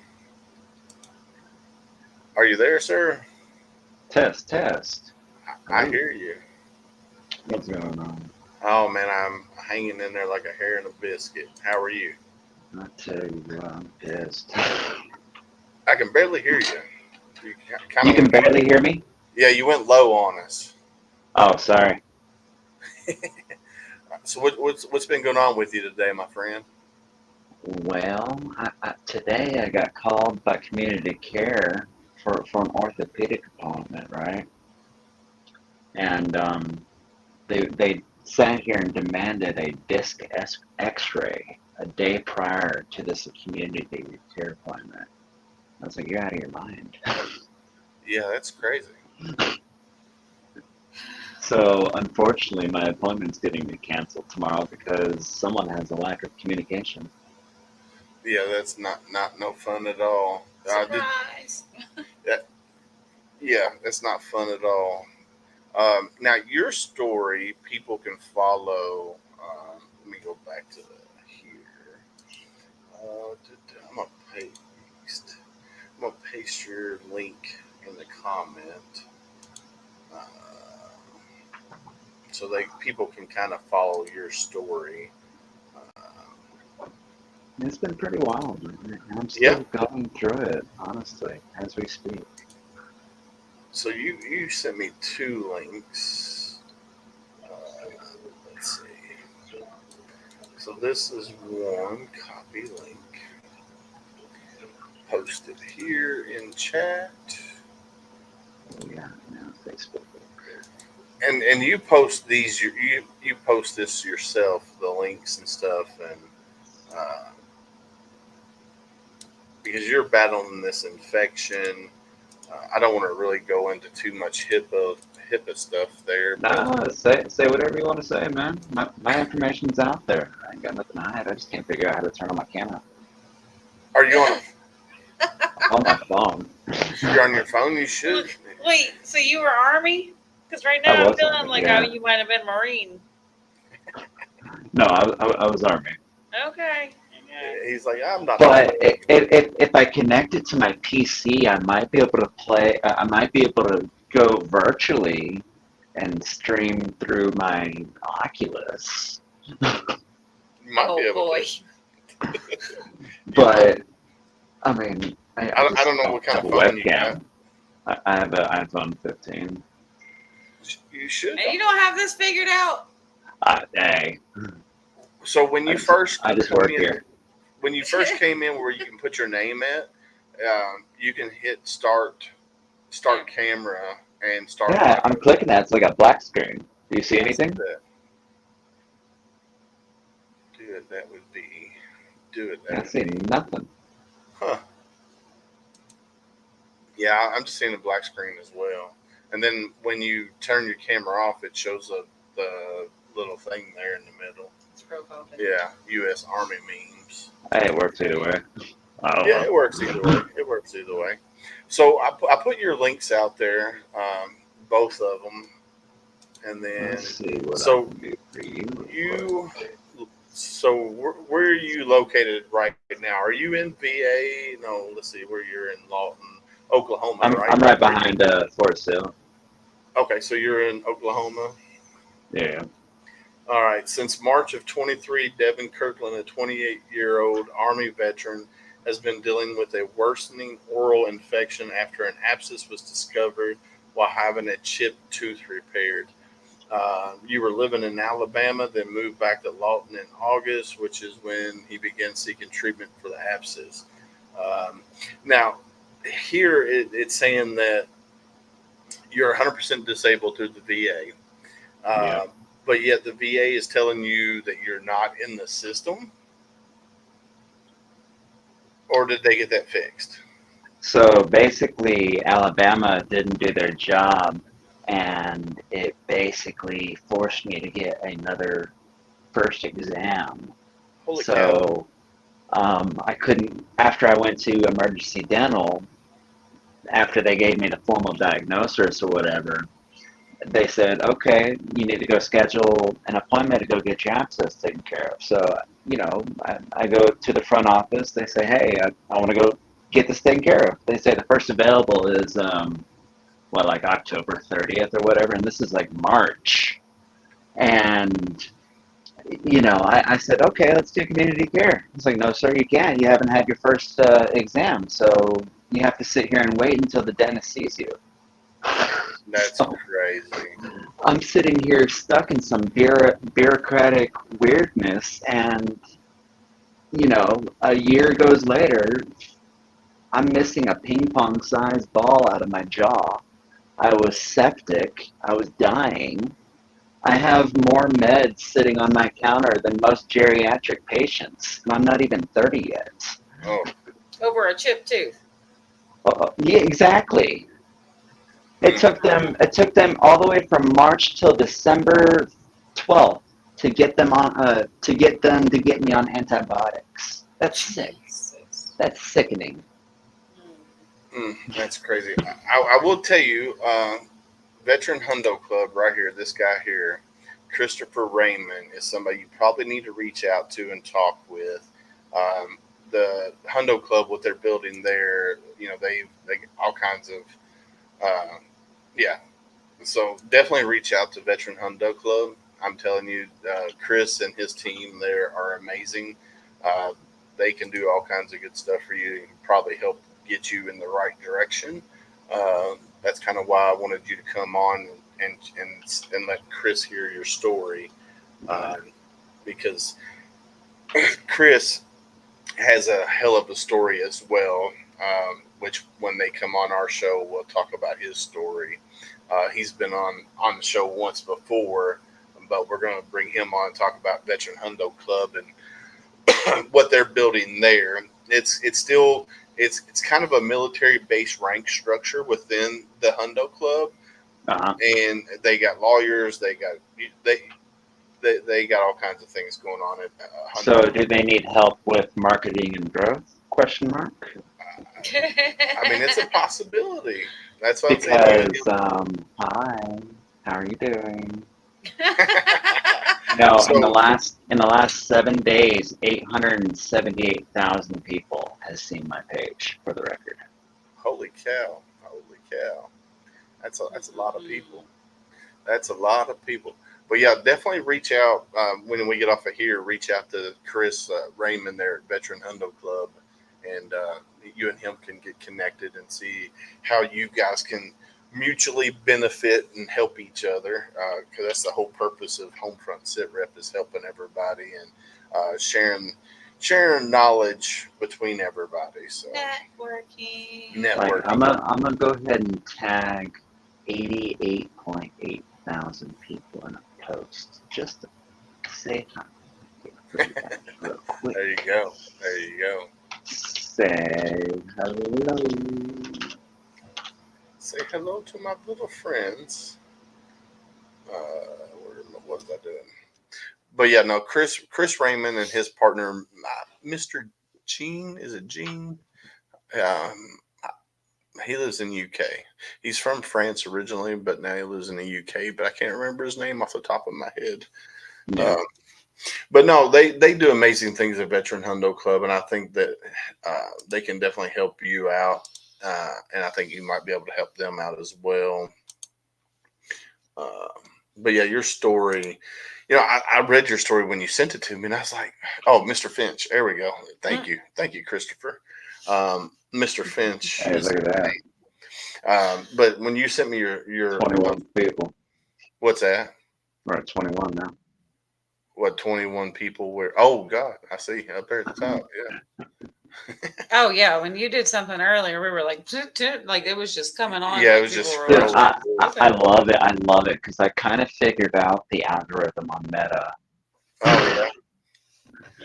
So I can Well, see Devin, we the need light you every switch. Sunday and Monday night to do the same. And Well, he's been Yeah. popping on like Triple Threat Vets podcast. I've seen him Mhm. pop in there. I think he jumps on Misfit Nation as well, and a few other podcasts that I've seen him jump in on. And It's a good time. no, it is a good time. And I think he was. You're still trying to multitask right now, and I don't. Well, I was just trying to get back here to this, but no. So tell everybody a little bit more about your story. Other than, I think you could tell it better than I can. what, as far as what I'm going through? Yeah, kind of, sort of what you're going through, and And as of right now, my infection is, I'm using quotations if you can't see, but it's in the clear right now. okay. But I still have this lack of bone in my upper right jaw, which basically is going to kill 4 more teeth. So I'm going to have like no teeth on my top right past my canine. So it's kind of interesting that the VA slept on all this. Yeah, that makes no sense. I have someone potentially retained right now, except he's just taking his sweet time. I don't know what angle he's playing, but there definitely is malpractice. But it's been a constant nightmare because they're just sitting here toying with my life. Yeah, because you could die from being septic and stuff like that. You could die. Oh, things in your mouth. There was literally an NFL player that just died of septic shock within the last couple months. Yeah, that's crazy. So you've been extremely lucky. We're knock on wood for that one. Yeah. I just had a colonoscopy within the last week, and I'm not even 30. You're almost there. Or did you already have it? No, I've already had it. No, Willis. No, she's talking about me. I go this week and have my first colonoscopy. Shut your pie hole. Hey, it's not as bad as you think. Yeah, tell him it ain't that bad. The prep sucks. Look, I had to do my prep at 3 p.m. and then 3 a.m. to go at 6 a.m. There, take advice right now, Willis. Look, he is not looking forward to it. No, it's the toilet. He doesn't want it to be his best friend. No, that's exit only. Look, eat soft. Oh, it's my best advice. When is it for you? This Saturday? It's this Friday. This Friday, solid foods for the rest of the week, please. Solid foods for the rest of the week. No seeds, no oranges, no lemons, nothing crazy. No popcorn. I don't do any of that anyway. Beef what? Just eat some baby food all week. No, I eat solid food anyway. I don't eat anything with seeds in it. Strawberries. Nope, don't eat strawberries. Nuts. No. I'm guilty of strawberries, so. Yeah, I eat steak and potato and chicken, and that's about it, really. So Thursday when you get off work, I have diverticulosis or diverticulitis, whatever you want to call it. Yeah. Yeah. No, so Thursdays when on the toilet. Thursdays when I gotta start drinking the butt juice and. Yep. So what time do you have to go Friday? I gotta be there at 8:30 in the morning. So I'll call you at like 4 o'clock in the morning. How's your ass feeling? And I will knock your head off. Mm-hmm. You'll be, you'll be on the toilet. I probably will. I'll probably sleep on the toilet. I'll probably just build me a little platform in there. Like you can take your little stuffed crowns up there as a pillow on the wall. Yeah. Sorry, Julie. Well, hey, Devin. So what I'm going to do, I know we got to get you scheduled for a podcast episode. Yeah. Where did we leave off our last conversation? So what I'm going to do. Oh goodness, we're so far out right now. Yeah, I'm so far out right now. I couldn't even tell you what days I have available. Let's see. I know April's May. What's June. April 2nd? No, sorry, I'm in June. Wrong month. But anyway, I'll email you. And I'll get you scheduled. I know we're scheduling out in June right now. That's how far out we are. Yep. I kind of wanted to get you on before then, but that's kind of why I wanted to bring you on now, just so we can talk about your story a little bit. Yeah, that's fine. So, but yeah, we'll get. I'm always down to help you guys out. Sorry, Sam. Well, I just want you to, tell us your story. I mean, it's all over the place right now. All over Facebook and everywhere else, and on the news and stuff like that. But I just wanted to, help you get your story out there, because we do got a lot of people, and I want to get you connected with like Christopher Raymond up here and a few other service organizations that I'm involved with, that I talked with, over the course of the last year. So. Yeah, unfortunately, I'm about to have to go to the news one more time because my last cry to Congress seemed to fail because Congress was more attentive on the fact that I went to the media than the fact that I'm crying for help. Mm. So I have everything documented. It's crazy. Yeah, you definitely have to keep everything documented, especially when you're dealing with the VA and doctors in general. You got to have everything documented. So and they literally just changed my PCM without even telling me last week. And apparently, her last day was like the 20th of last month. Well, I found out from another doctor. Well, they do that quite a bit. They change doctors turnover. quite a bit. So Huge turnover. yeah, it's crazy. People come and go, and they don't even. The bad thing is, though, is like for us veterans, if we get used to one certain doctor or one certain therapist, they're always changing. Yeah, especially when you're dealing with mental health. Like that's my problem is I got a lot of moving parts. Yeah, and that just messed up everything. Mm. And mental health is a joke here. I literally had a some lady with 2 PhDs, right? I had a 56-year-old lady with 2 PhDs sit here tell me that she has no idea how to help me. And I sat here and I laughed. That's mental great. Health basically kicked me out. So that was beautiful. So when I started my mental therapy through the VA, I asked them right from the get-go. I was like, I need a community consult. I don't need somebody through the VA, just because I've heard of the horror stories of other people that have told me that they've had nothing but trouble through the VA healthcare, mental health anyway. And then I've heard other people tell me that they've had, really good examples and stuff like that. So, but anyway, man. There's from both sides. I'm going to keep my mouth shut or Ty's going to get on here and yell at me. But we got about 5 more minutes and I'm going to wrap this up because my wife is already tapping on the floor up there. But I want to say thank you for jumping on here and hanging out with us for a few minutes. So, no problem. But I'll get you an email and I'll get you scheduled to come on and we'll talk about your story a little bit more in depth. Soon. Maybe we can do like a day or something. Get them in here. What'd you say, brother? I said, yeah, just let me know. Sounds good to me. I will do, my friend. You have a good one. All right, later. Bye-bye. Bye. But no, yeah. So his story, when he first reached out, of course, I had been following the story anyway. But I was watching Triple Threat Vets podcast, and he was talking about coming on. And I was like, hey, send me an email. He sent me an email, and I went through, just doing a deep dive on his story, and I was like, man, that fucking sucks. He was living in Alabama, going through the VA, 100% rated, and then he moved back home to Lawton, Oklahoma, and they're like, well, you're not even in the VA system. And I'm like, it didn't make no sense. Here he is, 100% rated, and he got a community consult, and it just didn't make sense. Well, the problem is that's what they made the issue was you're not in the system. Well, fucking fix it. Yeah.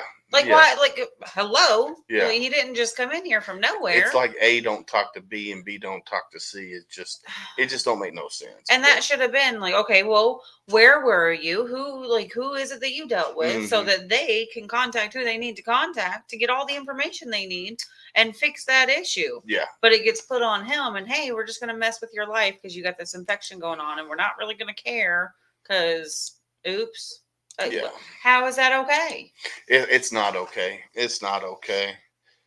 Mm-mm-mm. So, but guys, we've been on here. We talked with David Belman with Belman Homes and Operation Finally Home in Wisconsin, which they do amazing things. And then we just talked with Devin there just for a few minutes, and his story is just like, man, how do we as veterans, how do we fix that? How is it something that we can do? What is something that we can do that can fix that? Let's see. The Florida system, it's all jacked up. It's horrible. I think it's every state. It's unfortunate. Well, we got to find here's the good thing. ways of fixing it. And there are areas where the VA is amazing. They do amazing things, and they take really, really good care of the veterans that are there in their area.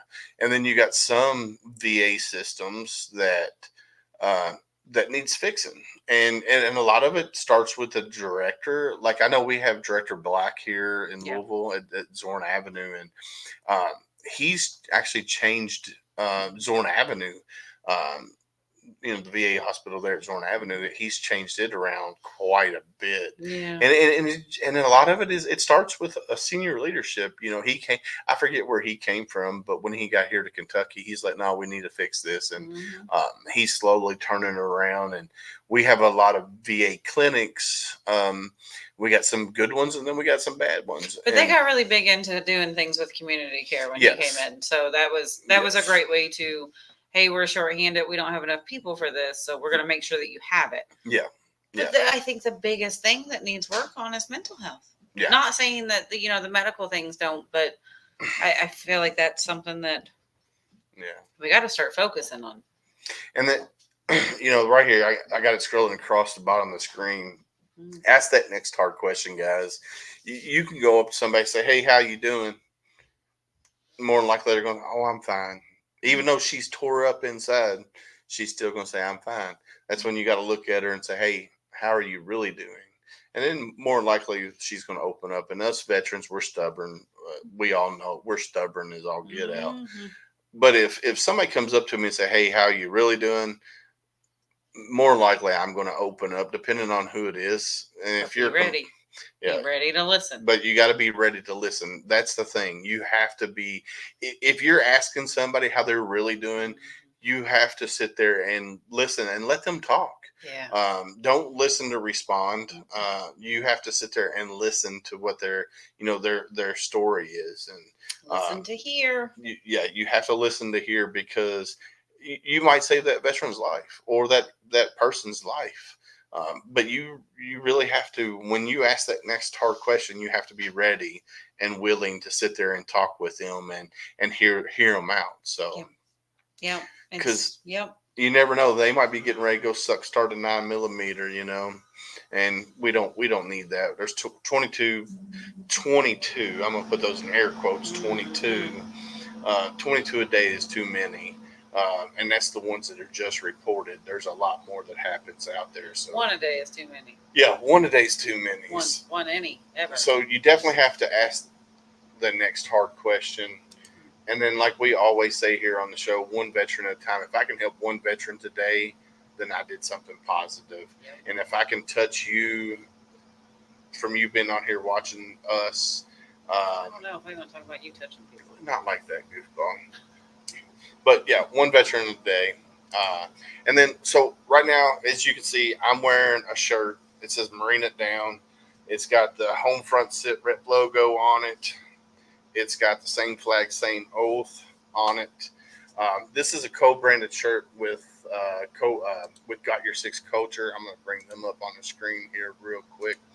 The thing about this shirt, guys, ladies and gents, if you go on their website and you go to you go to sameflagsameoath.com and then click on co-branded designs and you scroll down here to the HomeFront Sitrep one, Marine It Down. Hey, Jeremy.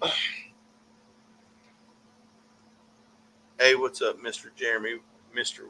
Williams? So the shirt is on their website. This is a veteran-owned company, all right? If you order HomeFront Sitrep, Marine It Down, if you go there and you get that shirt, right? At the end of the year, they're going to send HomeFront Sitrep a check. And then at the end of that, when I get that check, we're going to do a live. We're going to put all these veteran service organizations from the state of Kentucky into a randomizer. And then we're going to select, and we're going to take that check that we get, and we're going to donate that to whatever veteran charity that it popped on. Whether it's Kentucky Wounded Heroes, Camp Hero Kentucky, Warrior Rounds, Dogs Helping Heroes, any of these organizations that we put in that's from the Kentucky area here, we're going to put them in there, and that check we're going to cut whoever it is a check of that money that we raised from that shirt. Yeah, so help us help them. Like, go get your shirt. Yeah, definitely go get you a shirt. And all these shirts on here are co-branded, whether it be Project Zero out of Texas or the K9 unit or G300 or Wax Poetic, which is Mr. Ty Cobbs. Then you got Triple Threats with DJ Royalty. So Matt and Becky, amazing. There's some more coming up, I know. Yeah, there's some more. We got a couple more coming up that we're working on. We got one that's called the Spicy Pineapple, which is pretty cool. Don't be dirty, girl. No, I think it's great because I know what it is, so I'm excited about it. So the Spicy Pineapple's one that we got coming up. You went there. Then we got the original Roomba, which is a fun one too. So we're gonna get those up on there as well. I don't know when Matt and Becky's inundated with orders at the present moment in time. Jeremy, it's not about that. It's for all branches. Yeah, so Thank you for your service, though. So this shirt here is for all branches. It's not just a Marine shirt. It's making fun of the Marines, if that makes you feel better. So we all in the military utilize the method, keep it simple, stupid, right? The KISS method. Well, this is Marine It Down. So basically saying dumb it down, Barney style, however, that's what this means. You don't have to be a Marine to wear this shirt. And it is written in red crayon, which is my favorite color, as you can tell by the flavor. Two that I got up here. It's my favorite flavor. So you can order this shirt.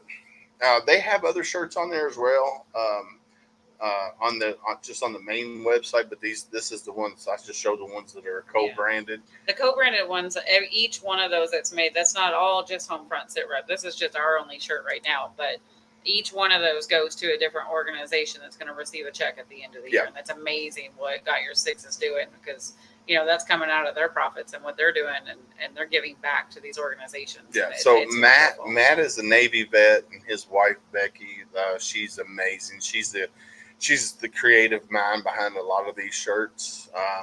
We actually have another one coming up that Dr. Teresa Larson, who's a Marine Corps veteran. Her shirt says Vicious and Delicious, because that's what she said. Have you met my two friends, Vicious and Delicious? So we got her shirt coming up. That'll be the HomeFront Sitrep branded, and she will pick the organization that check goes to at the end of the year. Yeah, Jeremy, you'll probably like the Spicy Pineapple that's coming out. Yeah, the Spicy Pineapple's a cool one. So yeah, you remember the old pineapple grenade that we used to have back in the day? Well, we don't know how old he is. So. Yeah. So the pineapple, it's upside down. It's a grenade that's upside down. It says the Spicy Pineapple, and then on the back it says tossing joy into people's life since 1906. So that's going to be super cool. Then the original Roomba, it's a tank mine on the front of the shirt, and it says the original Roomba.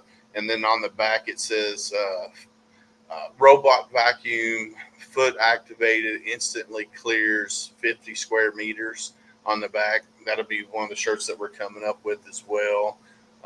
So we're working on a few different shirt designs and stuff like that will be co-branded. And then, they got their other shirts on there as well. So, Check them out. But check them out. Thank you for coming on here and watching. We go live on Sundays and Mondays.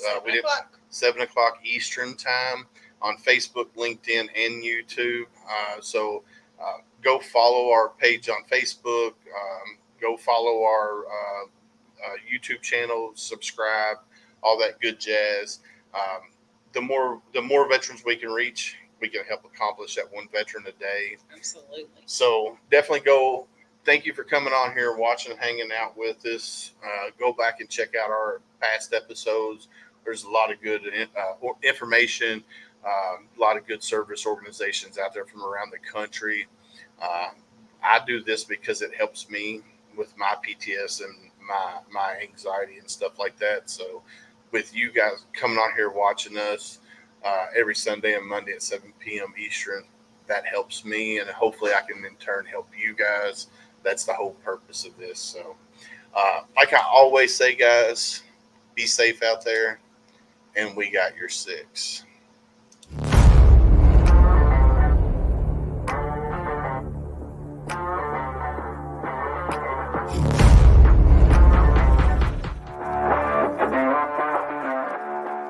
Thanks for listening. Hope you enjoyed this show. Suggestions and comments are always welcome. Cannot wait to have another great show with y'all. Don't forget you can find HomeFront Sitrep on Apple, Amazon, Spotify, or wherever you get your favorite podcasts. Stay safe out there. I got your six.